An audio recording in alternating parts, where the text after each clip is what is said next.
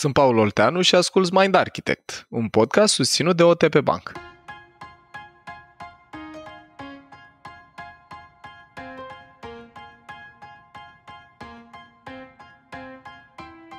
Acest episod este despre începuturi. La aniversarea primului an de la pornirea proiectului Mind Architect, deschidem ușa către culisele podcastului. Paul, Tudor, Dorin și Anca povestesc despre cum a venit ideea, cine pe cine a convins să se alăture, care au fost cele mai mari bucurii, ce schimbări le-a adus acest an, dar și ce provocări au întâmpinat. Pregătește-te pentru o oră de povești presărate cu date precum care a fost episodul pilot, pe câți oameni a fost el testat înainte de a fi lansat, dar și care membru al echipei deschidea Excel-ul în fiecare dimineață pentru a nota câte ascultări a mai făcut podcastul în ultimele 24 de ore. Salutare tuturor! Astăzi o să vorbim despre începuturi și despre cum a luat ființă podcastul Mind Architect. Așa este, Paul. Astăzi vorbim într-adevăr despre începuturi. Mind Architect face în episodul ăsta un an de la lansarea primului episod și cadou de un an de zile ne-am gândit să vă dăm un moment de respiro și să vă punem un picuț în plan secund de partea cealaltă a microfonului, în care nu răspundeți la întrebări din perspectivă neuroștiințifică, așa cum ne-am obișnuit, ci dintr-o perspectivă cât se poate de personală. Care au fost primele voastre gânduri, cum a luat naștere proiectul ăsta și ce s-a întâmplat pe parcurs. Eu sunt Luciana și o să fiu ajutorul vostru în acest episod, ceea ce mă bucură foarte, foarte tare. Zic să nu mai pierdem vremea și să ne întoarcem puțin la origini, la punctul zero, și aș vrea să vă întreb în primul rând care dintre voi a fost primul care a zis ce-ar fi să facem asta? Cred că Tudor. Eu știu că Tudor. Da. Mi-ar fi plăcut să fiu eu, dar a fost Tudor. Cum s-a întâmplat asta, Tudor? Păi, în primul rând vreau să spun că ascultătorii noștri sunt norocoși. Cadoul nostru de ziua noastră pentru ei este tot noi, știi? Adică... Exact. Și la cum era? Și la vremuri noi, tot noi? Sau? Da. În al doilea rând, ce vreau să spun e că ideea asta cu podcastul nu era o idee nouă pentru mine. Eu cu Dorin și cu Anca încercasem să facem un alt podcast și împreună cu Vlad, care ne citește intro-urile. Și chiar reușisem să facem un alt podcast care se numea Rețeaua, care era un podcast dedicat oamenilor din IT, dar care era cumva de nișă și era în formatul standard al podcasturilor din România, respectiv în format de interviu biografic. Nu era un podcast rău, au venit niște oameni foarte interesanți acolo, dar n-aș zice că a avut foarte multă tracțiune și căutam cu Dorin o altă idee, să-i dăm un pic de spark podcastului, deci nu ne gândeam la alt podcast. Ne gândeam pur și simplu ce am putea face ca să avem un pic mai multă tracțiune, un pic mai multă audiență. Și la un moment dat am fost la un eveniment de corporație, practic ne întâlneam de 2 ori pe an, ce vremuri, Dorin, când ne întâlneam de 2 ori pe an, undeva, într-o locație, live, cu oameni, față în față, îmbrăcați în haine normale. Deci era... haine și acum suntem îmbrăcați în haine normale, guys. Băi, eu n-am mai ieșit din pantalonii de training și chiar sunt îngrijorat. Da. Și sacourile mele triste, deci empatizez. Și la evenimentul ăsta de corporație, care e un eveniment ca toate evenimentele de corporație, nici mai reușit, nici mai puțin reușit, am avut un invitat surpriză, cineva care să nu ne vorbească despre targeturi și ținte și tehnologii și alte lucruri care se vorbesc la genul ăsta de evenimente, ci cineva care să vorbească despre un subiect interesant. Și acel cineva era cine? Paul Olteanu. Și în timp ce ne uitam la Paul Olteanu, i-am zis lui Dorin, i-am trimis un mesaj lui Dorin, zic, băi, Dorin, nu, că eram la câteva mese distanță. Și am zis, ce-ar fi să-l invităm pe Paul la podcastul nostru? Deși noi aveam un podcast de IT, deci cumva părea ușor nepotrivit, dar cumva Paul spusese că el în tinerețe a fost pasionat de tehnologie, de IT, avea propriul lui computer, era gamer, era undeva acolo, exact. Avea ce să spună. Și după ce s-a terminat evenimentul, ne-am dus la Paul să-i propunem să-l invităm la podcastul nostru. Și n-am apucat să zicem foarte multe, că noi aveam o poveste pe care o spuneam. Și Paul a zis da. A venit la Rețeaua. Și cred că probabil după episodul cu Dorin, care a fost cel mai de succes episodul cu Paul e al doilea. Sper să nu se supere ceilalți Nu invitați. mă bucur! Ia uite ce... Păi tu nu, dar... Că suntem mai Eu m-am supărat la momentul ăla. Așa. Că mi-ai tăiat audiența. Păi tu, Dorin, tu ai mai mult. Ia uzi. Are senioritate. Și uite așa, am încolțit ideea asta după ce am avut un episod foarte bun cu Paul, foarte bun și foarte... Chimia noastră a fost foarte bună în timp ce am înregistrat. Uite așa, am încolțit ideea asta, dacă nu, cumva am putea să facem un podcast dedicat pentru ce face Paul și dedicat pe subiectele lui Paul. Și a urmat episodul 2, un training, pentru că succesul total al lui Paul de la evenimentul respectiv s-a concretizat în niște traininguri despre neuroștiința comunicării și PCM. Și am discutat înainte dacă am putea să-i propunem lui Paul dacă avem vreo idee. Noi am zis că avem o idee și ne-am dus la Paul și l-am întrebat, nu cumva ai vrea să facem un podcast despre neuroștiință? Și Paul a zis, iarăși da. Deci eu mi-aduc aminte, atât de intens emoțional a fost pentru mine momentul ăsta, că mi-aduc aminte și unde eram. Eram în sala în care țineam cursul și a venit Tudor, era o sală cu geam și mi-a făcut semn dacă pot să ies un pic sau a venit de fapt la mine, mi-a zis, băi, hai că vreau să vorbesc ceva cu tine, iar în memoria mea implicită, când cineva, mai ales care are o oarecare senioritate, mă scoate din sală să-mi spună ceva în timpul unui curs, nu se termină cu bine. Trebuie să vorbim. Cam așa. Și eu când am ieșit, cred că de-aia am și reținut, inclusiv că am intrat într-o altă sală mai mică și asta a fost și mai intens. Zic, băi, deci nu trebuia doar să ieșim din asta, trebuia să intrăm undeva unde să fie mai liniște, așa.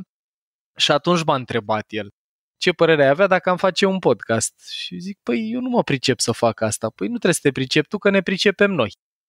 Și ca la primul da, și ăsta al doilea pentru mine a fost foarte natural, că deja începusem să prind drag de interacțiunea cu organizația și nu mai făcusem asta și mi-ar fi plăcut, la mine o dorință puternică era să ajungă genul ăsta de cunoaștere și în alte publicuri decât cele din business, din organizații. Și zic, băi, în cel mai rău caz o să fie un material audio de trimis ca follow-up după cursuri. În cel mai bun caz, nu ascultă și pe noi oamenii pasionați de neuroștiință. Deci cam astea erau așteptările mele și eu am zis da cu așteptările astea, emoțional vorbind. Mai zic aici o singură idee, că pentru mine interacțiunea cu Tudor și cu Dorin în primă fază și pe urmă cu Anca mi-a deschis universul ăsta de podcasturi dincolo de nu știu ce ascultam eu, Sam Harris sau ocazional mai ascultam unul despre financial independence. De asta vreau să zic. Deci relația mea era foarte limitată. Din România n-ascultam decât podcastul celor de la Decât o revistă la momentul ăla. Și a fost un univers nou care a dus cumva într-un spațiu foarte mișto. Deci pe lângă producător te-au făcut și un ascultător ca la carte de podcasturi. Exact. Vezi, apropo de perspectiva, că toți trei de la momentul ăla avem niște perspective diferite și aș vrea să vă zic și eu perspectiva mea, care n-am mai dezvăluit-o până acum.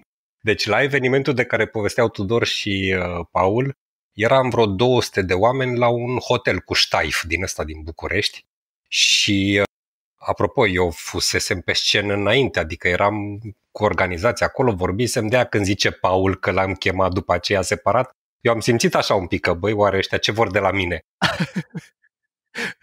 Al doilea lucru și cel mai relevant emoțional pentru mine e că eu cu Tudor am o relație de câțiva ani, mulți în spate și mai spusesem o dată povestea, deci când am pornit podcastul Rețeaua, eu habar n-aveam ce era podcast și mi-a zis Tudor, vreau să facem un proiect, am zis da.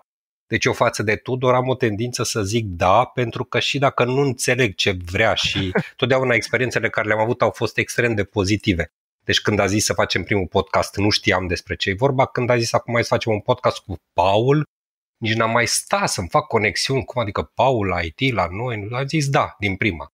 Așa deci conexiunile astea emoționale le am eu, relația de trust cu Tudor și faptul că am avut o sclipire într-adevăr față de Paul atunci, deși cred că așteptările lui erau într-o zonă un pic neclară. Da, și eu eram într-un spațiu de ăsta emoțional în care mă întrebam, zic, am făcut ceva greșit, oare ce s-a întâmplat? Am avut niște emoții din registrul ăsta și, nu-mi imaginam unde o să ajungem, deci, very happy. Da, Dorin? Mulțumesc. Da. Știi că și eu mă regăsesc în ce ai zis tu? Da. Pentru că și mie ulterior mi-a propus Tudor ideea asta de a face un nou podcast împreună și instant am zis da, adică mi se părea că nu există un alt răspuns. Adică Eu îl cunosc pe Tudor de câțiva ani, că el a coordonat proiectul în care eu lucrez și știam cât de implicat a fost în cadrul proiectului și cât de frumos a dezvoltat echipa și atunci implicit mă gândeam că o să iasă ceva foarte, foarte fain. Exact, deci fără să mai stai să gândești rațional, clar. Da, uite că elementele astea ne-au unit. Pare că Tudor e elementul, sau încrederea față de Tudor e elementul central al pornirii echipei astea. Da, să știi, mine, da. Să știi că pe mine mă fascinează întotdeauna cum reușesc să bag oamenii în tot felul de chestii. Panca cel puțin e o victimă favorită, că ea se alege în general ca munca. Ideea asta de podcasting, mă rog, noi când ne-am apucat de rețeaua Piața din România, uite că încep să vorbesc ca Dorin Lazar, un alt podcast. Piața din România era foarte timidă în zona asta, adică erau foarte puțini oameni care discutau și au ascultat și au discutau despre podcasturi. Deci părea așa cumva un long shot. Acum să zicem că de la începutul anului a explodat piața și pe fondul pandemiei și pe fondul diversificării și sofisticării oamenilor. Dar când am început să discutăm despre Mind Architect, pur și simplu piața era destul de pustie. În zona asta de podcasturi existau câteva podcasturi cu tradiție, dar audiențele cred că erau destul de scăzute și lumea asculta destul de puțin. Și, așa a început. Acum, cum începe așa ceva, și asta cred că ar fi o întrebare interesantă. Pentru că mai vin oameni la mine din când în când și zic, băi, dar aș vrea să fac un podcast. Cum faci? Știi? Asta voiam să vă întreb, că din echipă sunt 2 oameni cu bază Thinker, unul în fază Thinker. Îmi imaginez că a existat o structură destul de bine pusă la punct. Cum ați început propriu zis? Păi, meseria mea de bază e consultant, știi? Și întotdeauna cred că unul dintre calitățile principale a unui consultant e, bine, în afară de faptul că meseria asta te confrunți numai cu nefericirile clientului, cumva tu trebuie întotdeauna să poți să creionezi o imagine de perspectivă în care clientul tău să vadă un viitor mai bun, știi? Și cam asta este și cu orice fel de idee laterală ai. Cumva trebuie să o aduci într-o zonă de realitate în care oamenii să înțeleagă ce vrei tu să faci și cam ce înseamnă asta pentru ei. Și așa am făcut și cu rețeaua și așa am făcut și cu Mind Architect. Am încercat să pilotăm. Eu sunt mare fan al prototipurilor. Îmi place să fac chestii încercând să le testez înainte, chiar dacă sunt simpliste și copilărești, știi? Și la fel a pornit și cu ideea și cu Mind Architect. Am încercat să facem o structură, deci să ne imaginăm cum ar putea arăta un episod de Mind Architect și care ar fi dinamica dintre noi și Paul și cam care ar fi tematica și cam ce valoare să dăm ascultătorilor.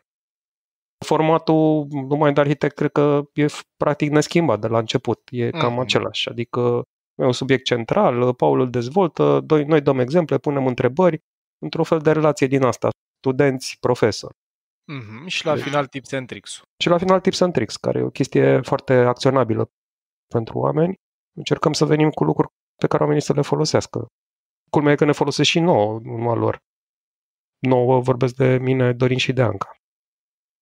Și am propus după să facem un pilot. Adică să încercăm să înregistrăm un episod ca să vedem cum ar merge.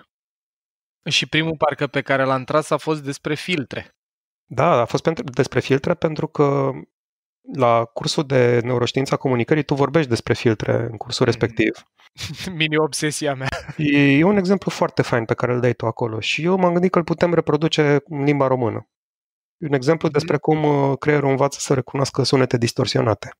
Exact, când instalezi un filtru nou. Mi-a plăcut mult asta, foarte tare, că Tudor a reprodus un experiment pe care îl face Anil Seth, un neurocercetător, pun eu un clip de 2 minute cu el în curs și mă bucur că a rămas ăsta și Tudor l-a reprodus în română. Am pus un sunet distorsionat și după aia l-am zis verbal și după aia iar am pus sunetul în care era efectiv expresia spusă și am probat ideea asta. Creierul nostru învață instantaneu, cum îi dai informație, instalează filtre noi. Da. Acest podcast este foarte tare, mi-aduc aminte. Exact. Aia era, exact. Așa, Tudor, te rog. Nu, voiam doar să zic așa, că tema era foarte faină și e o temă centrală pentru tine în partea asta de filtre. Cred că cu asta începi cursul de neuroștiința comunicării. Cu acel cap de om iscusit desenat, care arată cum se transformă intrările în ieșiri. Exact. Prin intermediul filtrelor. Aveam așa un fel de experiment pe care puteam să rulăm. Aveam niște tips and tricks-uri, deci ce înseamnă filtrele și cum poți să trăiești mai bine înțelegând ce filtre ai preinstalate și care din ele te ajută să mergi înainte și care te țin pe loc. Și părea că putem să facem un episod de 15-20 de minute. Asta a fost altă lecție învățată de la rețeaua. Să nu facem podcasturi lungi de o oră, că lumea nu are răbdare să stea o oră. Oricât de interesant ar fi subiectul, deocamdată oamenii preferă subiectele mai scurte. Și să încercăm să facem o pastilă, efectiv, un format de ăsta, pastilă foarte concentrat, foarte ritmat, cu interacțiune și dinamică foarte bună și să vedem ce zice lumea. Și așa s-a născut pilotul de Mind Architect, care nu s-a numit Mind Architect. Aia vreau să zic, ce mă bucur că ai adus în discuție, de-aia tot gâfâi în microfon. Mai știți, guys, cum s-a numit prima tură? Că și pe asta am supus-o la vot, parcă. Păi avea mai multe opțiuni. Da, aia care era pe shortlist, eu nu le mai știu pe toate. Neurostories? Pe ăla mi-l amintesc. Vreați să îi spunem Neurostories și nu mai știu, parcă mai erau câteva pe listă și la un moment dat mi-a apărut asta cu Mind Architect. Nu mai știu cum auzisem sau în ce context mi s-a legat mie în cap ideea asta și am propus-o și parcă a avut tracțiune. Am testat Tudor, parcă și pe asta am testat-o, denumirea? Da, am testat. Pot să mă uit înapoi în survey, dar Mind Architect era clar mult mai bine decât Neurostories. Deși și Neurostories era nume fain. Mm-hmm. Este. Și ce mai aduc eu aminte tot atunci, că e un moment așa care pe mine m-a făcut să mă atașez și vizual tare de podcast, știu că în timp ce noi dezbăteam numele, l-am rugat și pe Mihai, pe Văruțu, pe care îl știți din episodul State of the Nation de la sezonul 3, care ne ajută cu toată partea asta de grafică și de social media, l-am rugat, zic, Văruțu, fă tu o identitate vizuală. Și, dragilor, eu cu Mihai avem profile foarte diferite, respectiv etajul meu 2 și fază Thinker, el îl are la 6 și eu lucrez de mulți ani design cu el și a durat mult până când să ajungă Mihai să simtă ce-mi place mie. Băi, la Mind Architect, un feedback nu i-am dat de făcut mai bine, e ieșit totul din prima. De la logo, la simbolul vizual, creierul nostru cu copăcel, deci mi s-a părut, cel puțin atunci la început, a fost parcă, eu n-am simțit efort, îmi dau seama că e foarte multă muncă în spate și noi avem și cuantificată în ore, dar la început am simțit că parcă totul merge din prima, și formatul, și identitatea vizuală, și motivația noastră. A fost unul din proiectele unde am simțit că nu e nevoie de efort la început. Am descoperit alte lucruri ulterior, dar vorbim și despre alea. La început. Da. Mind Architect nu se spune, se simte, se pare. Da, exact așa a fost. Apropo de testat primul episod, Tudor, știu că tu aveai un obicei de a ține un Excel în care avea evidența tuturor ascultărilor la începutul fiecarei zile. Ce te făcea să simți Excel-ul ăsta în primele zile de podcast? Excel care, dragilor, încă există. Chiar aseară ne-am folosit de el. Sau știu când ne-am uitat în el, Tudor încă le are la zi. Deci... Păi, revin la cursul preferat al lui Paul, la cursul de pe Sper că e cursul preferat, Paul, sper că nu zic o prostie. E acolo, top 1-2, ăsta și cu Neuro. Adică cele pe care le-am lucrat împreună, îmi plac și mie cel mai mult. Baza mea e Thinker, clar. Adică eu am nevoie de cifre, nu merge altfel. Nu merg pe feeling, nu... Pentru mine cifrele întotdeauna sunt relevante. De exemplu, episodul pilot din Mind Architect l-am pilotat pe niște oameni, adică, nu știu, toți oamenii pe care îi cunoșteam noi, care credeam că ar fi interesați de așa ceva, le-am trimis episodul împreună cu mic survey, cu mic sondaj, să ne zică ce părere au. Și acolo am încercat să înțelegem dacă durata e cea care trebuie, dacă dinamica este cea care trebuie, dacă tips and tricks-urile sunt relevante sau nu, dacă informația pe care o dăm lasă loc de dorință de mai multe informații. Pentru că Mind Architect trebuie să te și strânească un pic, nu e doar un podcast informativ, adică trebuie să-ți trezească și curiozitatea să înțelegi mai mult despre un subiect. Și la mine totul este driven by numbers, cred că e și defect profesional sau, mă rog, baza mea m-a condus în zona asta de cifre. Și eu cred că, până la urmă, merită să te uiți un pic cum evoluează și să înțelegi anumite alegeri pe care le faci tu, din punct de vedere editorial, ce efecte au asupra ascultătorilor. Deci eu vă zic foarte clar, de exemplu, și o să dau aici din casă, podcasturile în care eu vorbesc cel mai mult, cum este, de exemplu, acesta, nu sunt cele mai ascultate. Oare de ce? Tudor, și, nu știu, mie mi se pare că e interesant, știi, din toată relația. Tudor e primul care își pune cenușă în cap, așa cum e și chestia asta. El ne arată Excel-ul acolo cu date Dar mie, de exemplu, unul din episoadele care mi-a plăcut cel mai mult l-a reascultat când am trecut prin el, când dimineața în care sunt postate și aici poate merită povestit. Îți trebuie un avantaj competitiv biologic ca să poți să faci parte din echipa care postează episoadele noastre vineri. Ne povestiți, Tudor, cu Luci, de ce? Eu, de exemplu, n-aș putea fi niciodată această persoană decât cu foarte mult efort. O să vorbim de ce. Dar mie mi-a plăcut extrem de mult. Mie îmi plac multe episoadele în care noi schimbăm replici, deci eu sunt pe feeling, nu pe date. Tudor are Excel-ul, dar mie îmi place mai mult când interacționăm și chiar îmi era dor. Noi înregistrăm episodul ăsta pe 19 octombrie. E momentul la care îl tragem, deci, guys, mie mi-era dor, n-am mai tras de ceva timp, că de când a început sezonul 3 și eu mă bucur maxim când suntem mai mulți. E ca la Poienița lui Iohan, așa. Bun, spuneați mai devreme voi că tot din teste și din cifre ați conchis și structura episodului, care, după cum știm deja, se termină cu partea de sfaturi practice, de tips and tricks.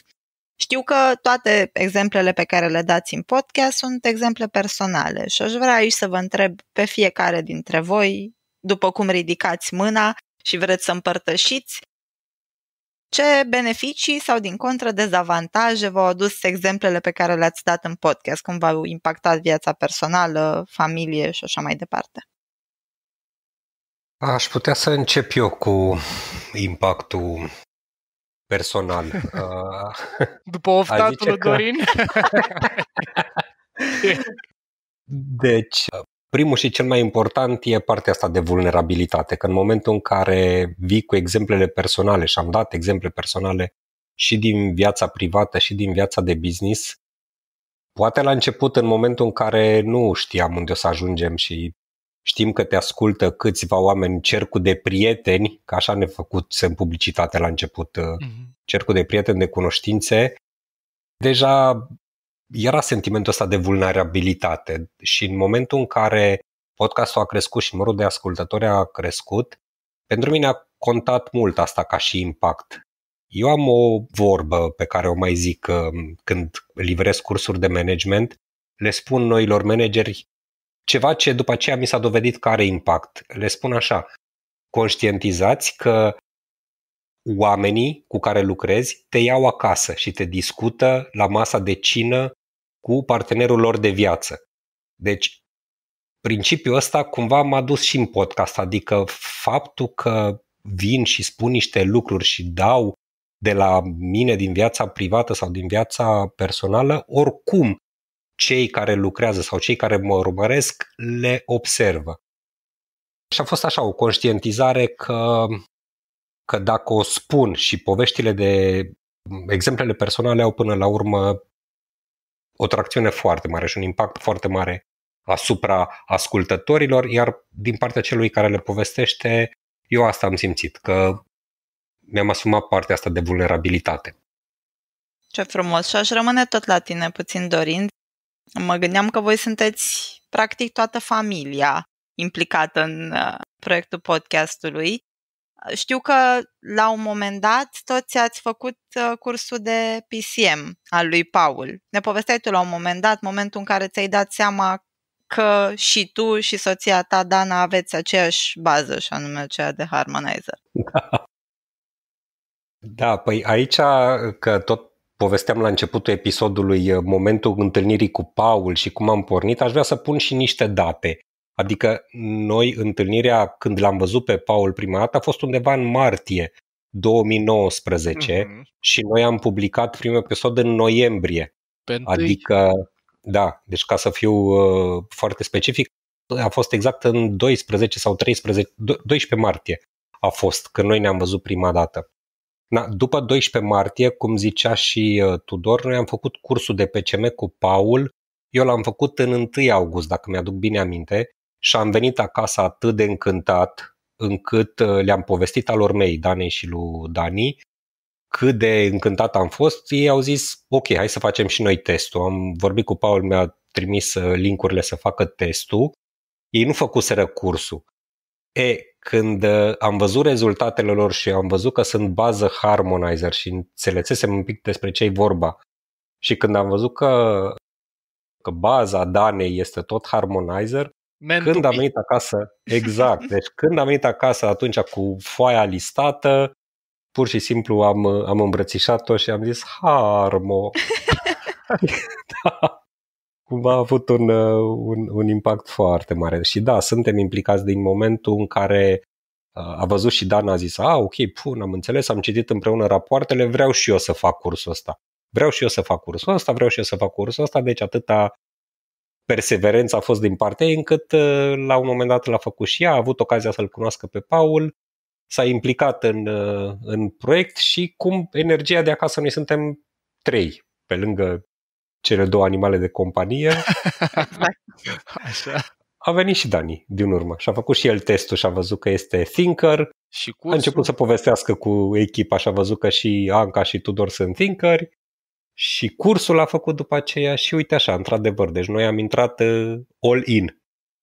Da, eu pentru mine vă zic că asta și conta mult emoțional, pentru că am avut senzația asta din toată interacțiunea noastră, că de la documentare, care e riguroasă, e mult de muncă pentru un episod de podcast, e mult aliniere între noi și e research, încă de acolo am simțit că vă interesează pe bune, că noi mai rămâneam înainte sau după și mai dezbăteam idei, înainte sau după ce înregistram episodul public și pentru mine asta a contat super mult, că am simțit că am găsit un grup de oameni care nu numai că văd utilitate profesională pentru chestia asta, dar pe care îi și prinde subiectul în viața personală. Da. Anca, vrei să împărtășești și tu cu noi? Păi chiar mă gândeam acum cât de vulnerabilă sunt eu și încercam să-mi dau seama. Cred că exemplele pe care le dau eu vin mai mult de la job, pentru că acolo întâmpin cele mai mari provocări. Și pe de-o parte veneam cu exemplele astea pentru că aveam așteptarea ca Paul să vină cu niște răspunsuri care să mă ajute pe mine mai departe. Dar și pe ascultători, bineînțeles că probabil nu doar eu întâmpin anumite dificultăți. Deci cred că da, pe mine mă ajută foarte tare podcastul pe care îl face Mind Architect, adică e un vehicul prin care eu mă dezvolt și cel mai tare mi se pare atunci când conștientizez că unui prieten sau, nu știu, unui coleg îi pică elefantul și reușesc să schimb cursul conversației. Adică fie mă focusez pe relație, fie iau un moment de pauză, dar cu siguranță ceva se schimbă în conversația noastră. Și asta îmi place cel mai tare. Mie mi se pare foarte mișto că la noi și de câte ori le-am auzit, eu vă mărturisesc, uite, e un moment de azi. Azi Dorin participă la un curs. El n-a fost în prima promoție acolo la Neuroștiința Comunicării unde a fost Tudor, a fost la PCM în schimb. Și azi întâmplarea face că Dorin face cursul de neuro. Și, dragilor, după un an de când vorbim despre lucrurile astea împreună și am și înregistrat și așa mai departe, am intrat cu cortizolul super sus. Zic, mamă, să plictisește omul ăsta. După ce că mă aude atât la înregistrări, ne mai auzim și în timpul liber, mă mai aude încă o dată 62 zile și Dorin, înainte să începem înregistrarea, a zis, băi, mi-a plăcut foarte mult, deși știam foarte mult din conținut, mi-a plăcut interacțiunea, dinamica din sală, livrarea. Pentru mine e cel mai mișto feedback posibil, că după ce mi-ați auzit zeci de ore vocea, cred că m-ați auzit mai mult voi decât, nu știu, părinții sau așa în ultimul an, să nu te saturi, ba chiar să-ți iei ceva valoros din interacțiunea aia, pentru mine e cea mai mare bucurie și e cumva dovada că I'm in the right crowd. Și, drăguțul, mulțumesc, mi-ai liniștit elefantul. Feedback-ul ăsta.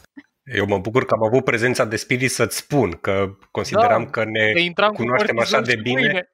Uite-și o lecție. Uite-și o lecție pentru mine că, da, dacă am un feedback să-l dau cuiva, îl spun. Nu m-am gândit că va conta pentru tine. Foarte dar da, mult. astăzi am participat la cursul tău în care, da, cunoșteam contentul, dar felul cum s-a energizat lumea, cum au participat, cum ai livrat, cum am luat exemple, cum mi-am notat chestii noi. A fost extraordinar. Cea mai mare bucurie. Da, știți că eu am simțit asta de la primul episod, adică de la rețeaua, primul episod cu Paul. Știu că eu am zis atunci lui Tudor, eu cred că aș putea să-l ascult pe Paul la nesfârșit. Dar acum, dragilor, Anca, deci noi n-am mai înregistrat și acum când ne hotărăm cât durează episodul ăsta, eu zic, nu știu, să încercăm în 40 și Anca zice 30. Pentru că știu că oricum o să ajungem acolo, în 40. Exact. La 30. Apropo de pastile bine comprimate, nu-i așa, Tudor? Da, da. Uite, să dau și eu un exemplu, dacă suntem tot aici, eu o să fiu mai serios astăzi. Să stric un pic statistica, să spun așa. Noi avem pe cineva drag care are niște probleme și, mă rog, nu o să intru foarte multe detalii, dar îi se întâmplă niște lucruri nasoale și el e foarte obișnuit să fie în controlul vieții lui. Și astăzi m-am trezit spunându-i Roxanei pe WhatsApp că era cu el acolo și era, un pic cu probleme. M-am trezit recitând efectiv din Paul. Deci am zis ceva de genul: focusează-l pe ce e în controlul lui, nu pe ce nu e în controlul lui. Spune-i să se focuseze pe ce e în controlul lui.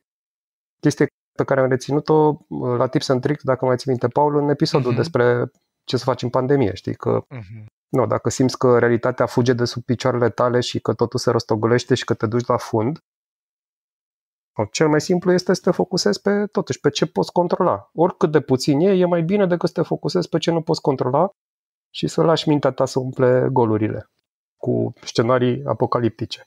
Da, exact. Asta cred că e cel mai frumos lucru spus în episodul ăsta. Da. Dar e pe bune. Adică, băi, îți rămân chestii pe care le folosești în viața de zi cu zi. Eu cred că aici este cu adevărat valoarea muncii pe care o face Paul. Aici se rămân chestii concrete. Nu e, poate că pentru unii nu se potrivește la. Sunt episoade care nu mi se potrivesc mie, de exemplu. Dar majoritatea episodelor rămân cu câte un instrument în tolba mea de instrumente pe care îl pot folosi atunci când am nevoie. Și pentru mine asta e valoare pură. Splendid. Deci, eu nu mai am, Tudor, ce să zic. Eu m-am emoționat acum.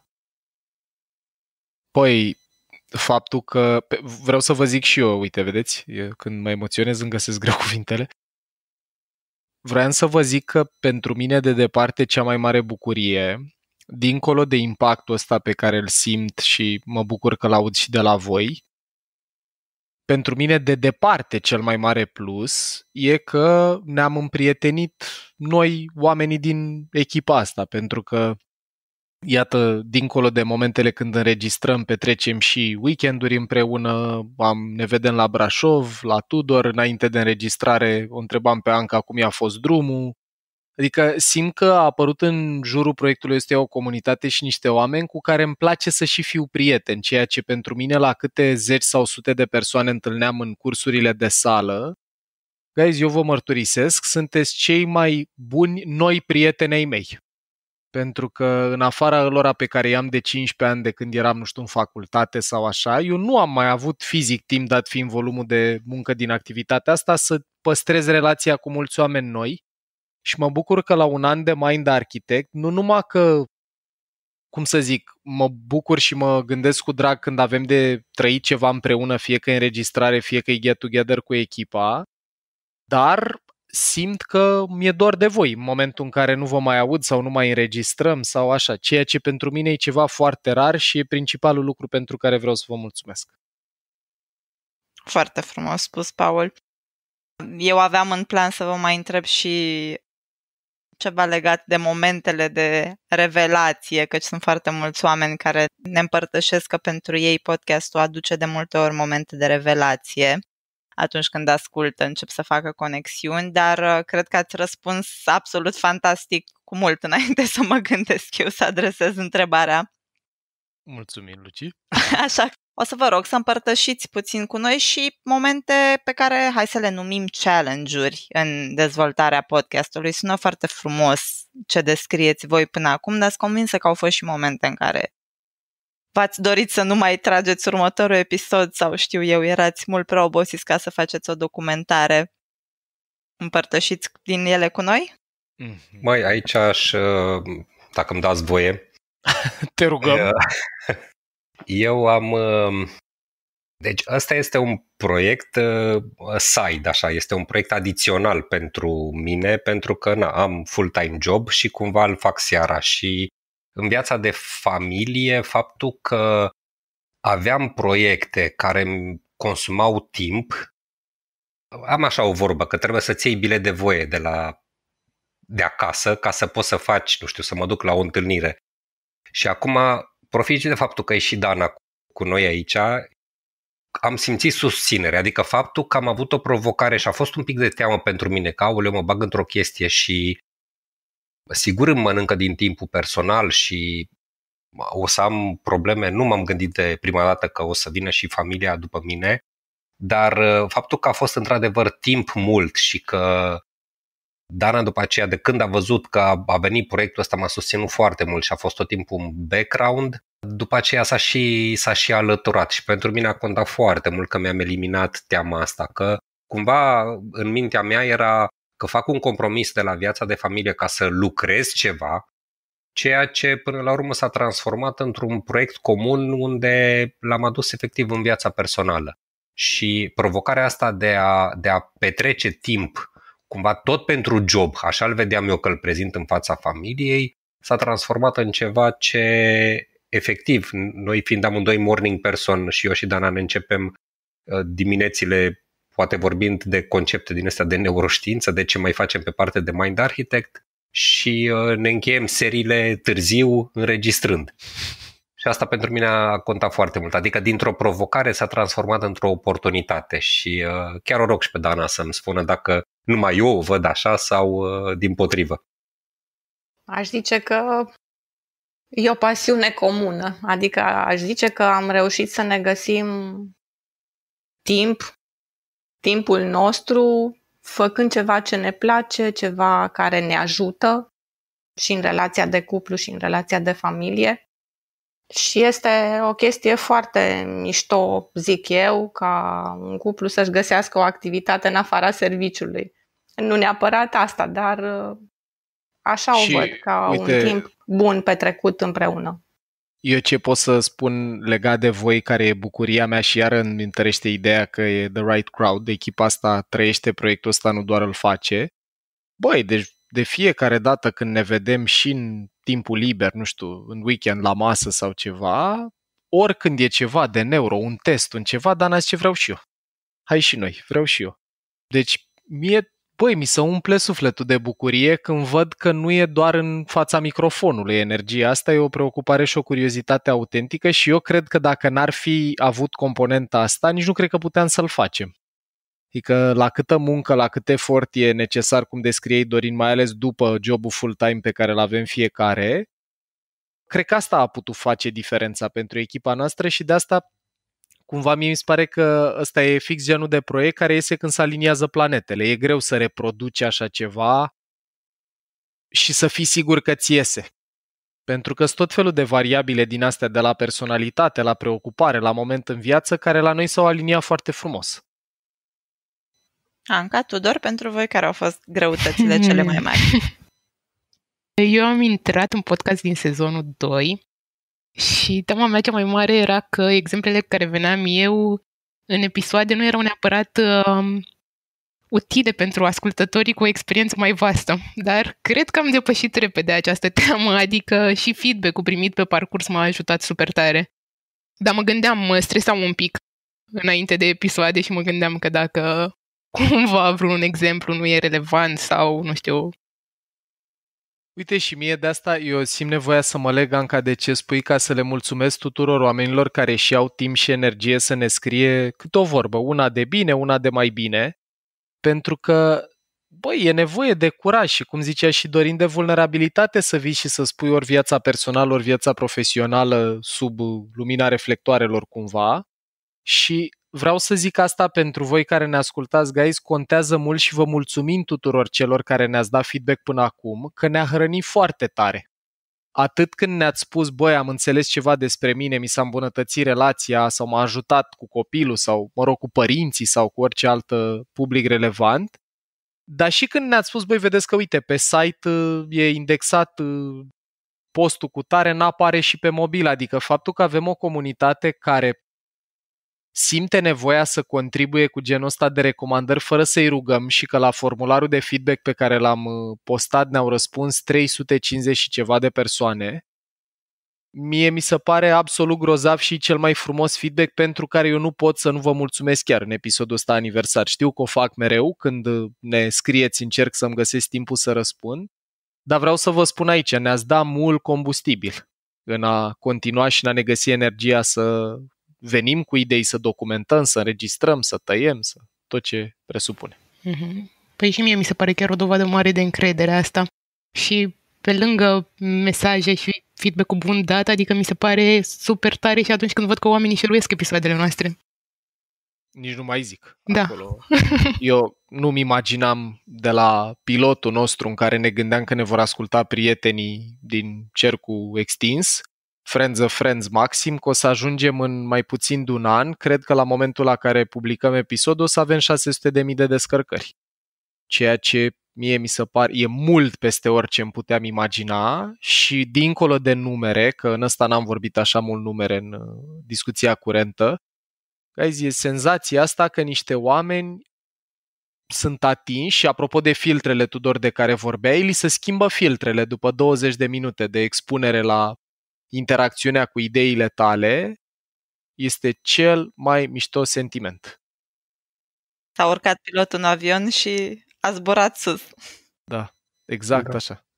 A rămas, cred că eu singur, să zic cu ce mă îngrijorez. Eu Așa e. la bază sunt, cred că pe lângă meseria mea de consultant, cred că am și o meserie de om care se îngrijorează. Part-time? Tot timpul Îngrijorător de profesie. Da, din păcate, eu am scris un articol despre nefericire și cred că există două tipuri de oameni nefericiți. Oamenii care trăiesc permanent în trecut și oamenii care trăiesc permanent în viitor. Adică să își imaginează ce va fi, cum va fi, când încearcă să înțeleagă cum arată viitorul. Eu sunt la al doilea tip, știi? Stau tot timpul și mă gândesc ce ar putea merge prost. Și sunt multe lucruri care pot să meargă prost. Uite, de exemplu, la rețea o chestie care nu mergea bine deloc era că trăgeam episoadele înainte să le publicăm. Nu vă puteți închipui ce stres e când cu o zi înainte de data publicării n-ai de fapt episodul gata, de-abia îl tragi, până îl procesezi, până e multă muncă în spate, nu se vede, dar e multă muncă în spate. Drept pentru care și asta e poate interesant pentru ascultătorii noștri să știe, la Mind Architect, practic, toate sezoanele sunt trase dinainte. Deci noi când publicăm primul episod din sezon, el a fost tras cu probabil 2-3 luni de zile înainte. Sezonul de acum, de exemplu, a fost tras peste vară, deci nu e... Episodul ăsta e excepție. 2-3, exact. Asta e excepție. Deci asta e una din chestii. O altă grijă care mă teroriza pe mine era să nu îi să dau drumul la înregistrare. Acum în Zencastr, în aplicația în care tragem, e un pic mai simplu, nu e așa de complicat, dar pe vremea când treceam cu microfon, era una din principalele griji. Deci sunt multe lucruri pentru care mă îngrijorez, trebuie să-mi dați doar 2-3 ore ca să pot să vă introduc așa în universul îngrijorărilor mele, care e foarte complex și foarte tenebros așa câteodată. E o chestie la care lucrez de ani de zile. Oricum sunt într-un punct mult mai bun, parțial și datorită lui Mind Architect.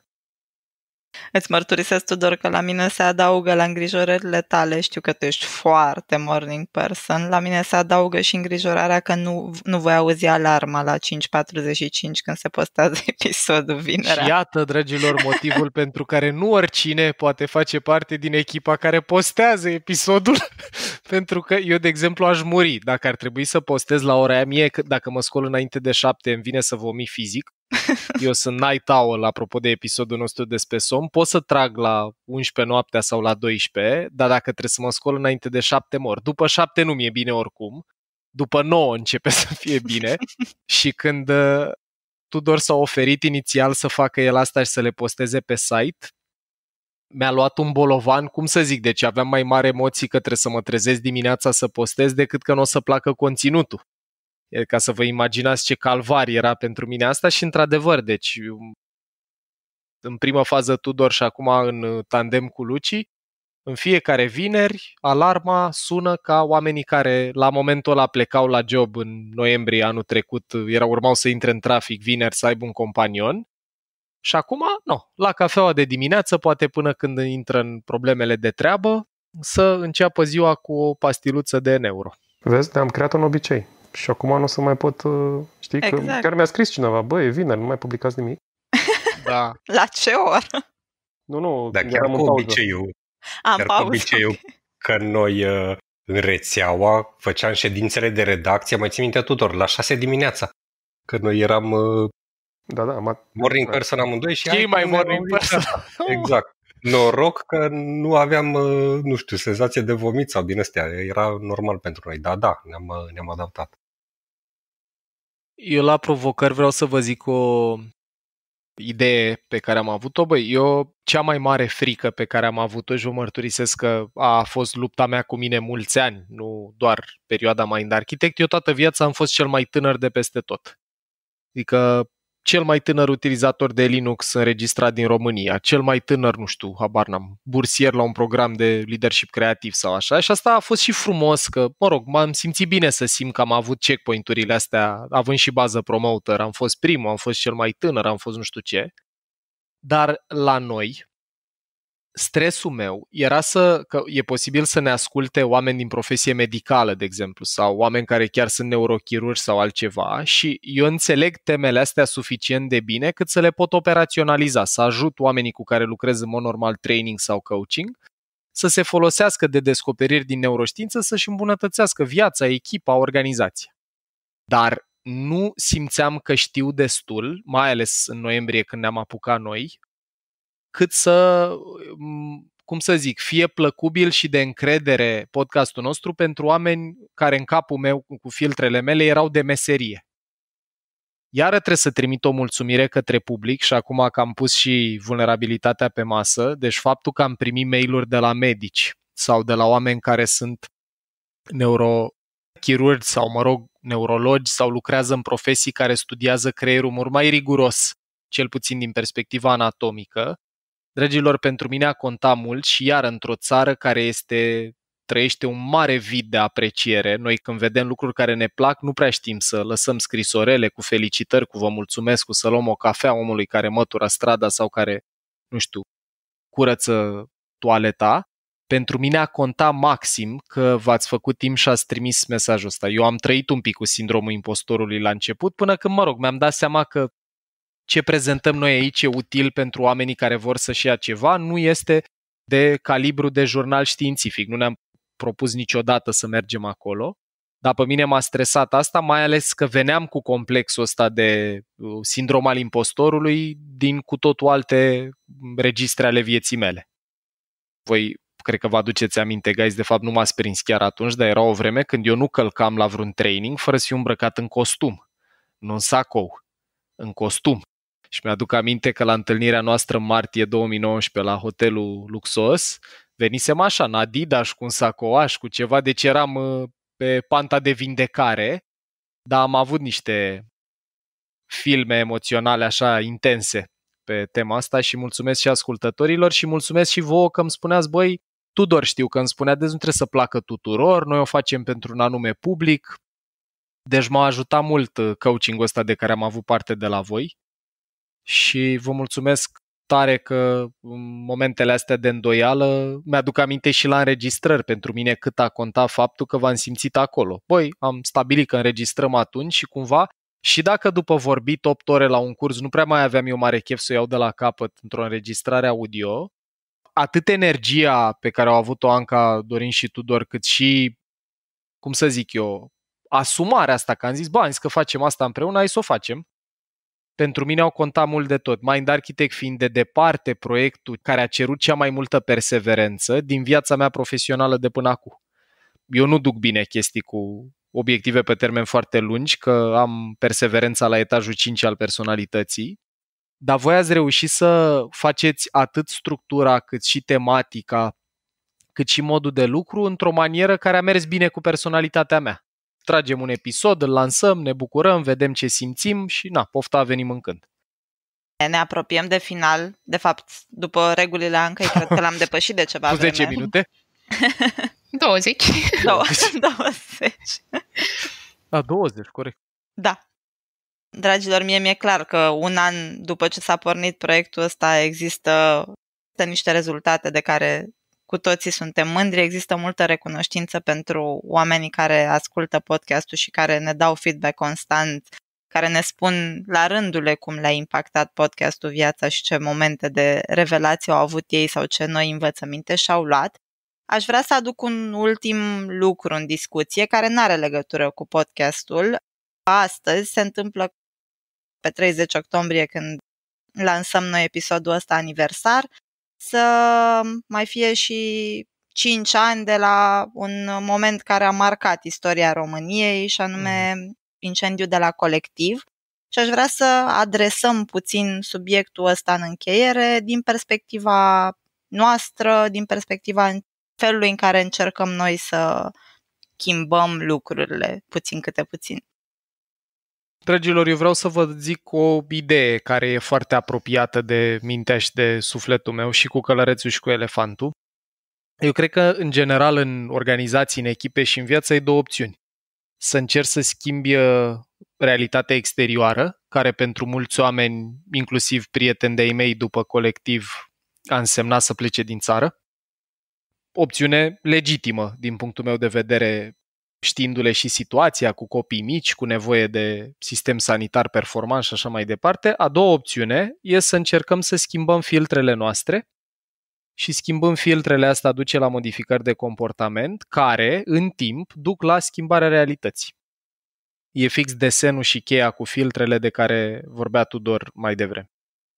Pentru mine, Mind Architect, după 13-14 ani de când mă plimb prin tot felul de publicuri, de la ONG-uri, la licee, la proiecte din astea în societate civilă, cu scopul de a schimba mindset, este de departe lucru care simt că a făcut-o cel mai mult și cumva cred că proiectul ăsta, cel puțin din punctul meu de vedere, e tentativa noastră, eu așa o simt, de a modifica un pic tiparele de gândire care ne-au dus într-un moment cum a fost colectiv.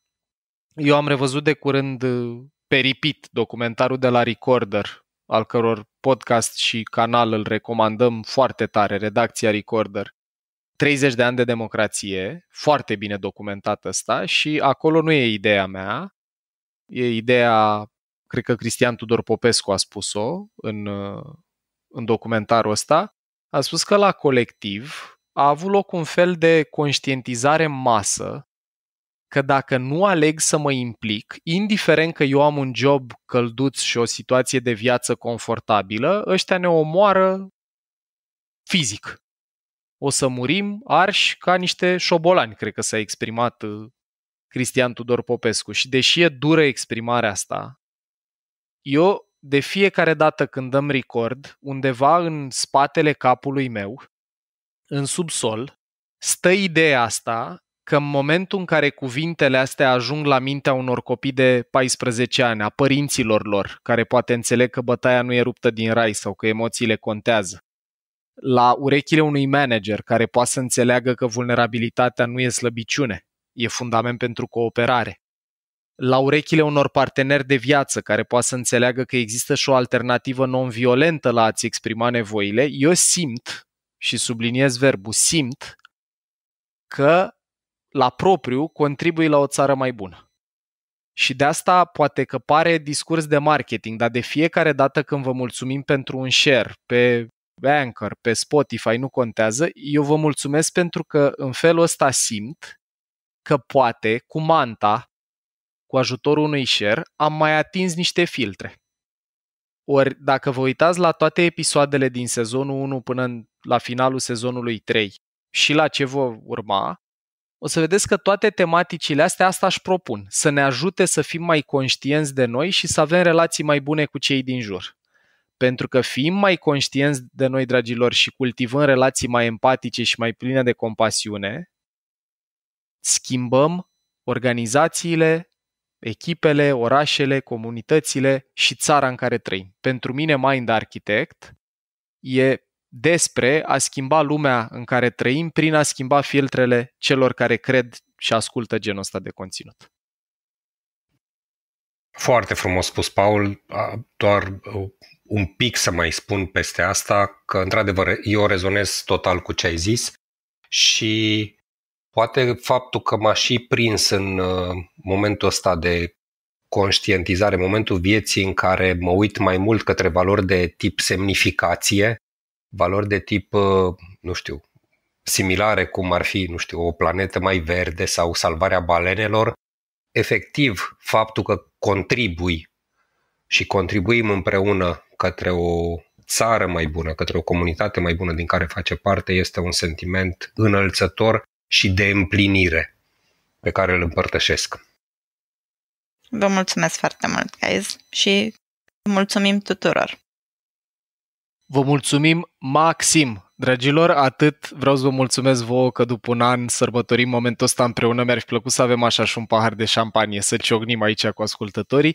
dar dacă nu, oricum o să punem noi ceva în social media atunci, un moment din ăsta de bucurat împreună. Luciana, îți mulțumim că ne-ai fost moderator și intervievator. Sunt tare curios cum o să meargă episodul ăsta și dacă veți avea răbdarea să ascultați episodul până la final. Dragilor, am vorbit mult, dar am vorbit despre un an plin de pliniri și de semnificație pentru noi, în care am trăit și momente de îndoială și de oboseală, dar și de foarte, foarte mare bucurie și împlinire. Și aș vrea să închei episodul ăsta spunându-vă, ca de multe alte ori în diferite episoade, vă dorim călăresc puternic și elefant înțelept. Și, dragilor, dacă v-a plăcut episodul, ne bucurăm tare, tare mult de un subscribe pe butonul din josul paginii și, dacă mai aveți timp și energie, ne bucurăm încă și mai mult de un share pe rețelele sociale unde activați, ca informația asta să ajungă la cât mai mulți oameni. Vă mulțumim din suflet! Ai ascultat un episod din Mind Architect, un podcast al lui Paul Olteanu și al invitaților lui, Anca, Tudor și Dorin. Mind Architect poate fi ascultat pe Spotify, iTunes sau oriunde asculți podcasturi. La Mind Architect contribuie cu vocea lui și Vlad Bogos. Abonează-te la podcast pentru episoadele viitoare și, dacă vrei să ne susții în ceea ce facem, dă-ne un share în rețeaua ta.